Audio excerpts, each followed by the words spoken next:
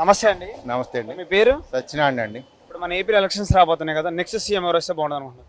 కూటమి అభ్యర్థి చంద్రబాబు నాయుడు వస్తేనే బాగుంటుంది అనుకుంటున్నాను. ఎందుకనంటే అండి, జగన్ గారు పథకాలు ఇస్తున్నారు.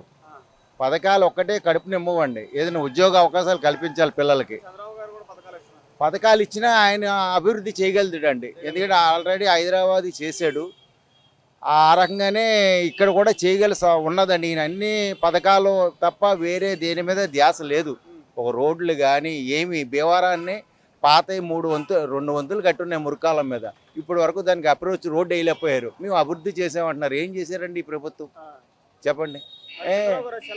చంద్రబాబు నాయుడు వస్తే కంపల్సరీగా డెవలప్మెంట్ ఉంటుందండి, పిల్లలకి భవిష్యత్తు ఉంటుంది. ఆయన వచ్చేకే జిల్లాల్లో కానీ ఆంధ్రప్రదేశ్లో ఎక్కడైనా ఇంజనీరింగ్ కాలేజీలు వచ్చినాయి, పిల్లలు చదువుకొని బయట దేశాలకు వెళ్ళి స్థిరపడగలిగారంటే ఆయన చేసిన అభివృద్ధి. చాలా మంది జగనే కావాలి సార్ కూడా చాలా మంది వాళ్ళకేం చెప్తారు అంటే, పేద ప్రజలు మాకు పథకాలు ఇస్తున్నారు కావాలనుకున్న వాళ్ళు 40% ఇప్పటికీ ఉంటారు. 40% మీద ఓటు గెలవడం. అర కేజీ కావాలి, అర కేజీ తూగాలంటే వాళ్ళకి చెప్పడం అంటే అండి, తీసుకునే వాళ్ళు పథకాలకు అలవాటు పడ్డవాళ్ళు పథకాల కిందే ఉంటారు. అంతేదని పథకం తీసుకున్న వాళ్ళు మాకు అభివృద్ధి జరిగిపోయినా జరగకపోయినా పర్వాలేదు అనుకుంటే వాళ్ళకి ఏమీ ఇబ్బంది లేదండి. అది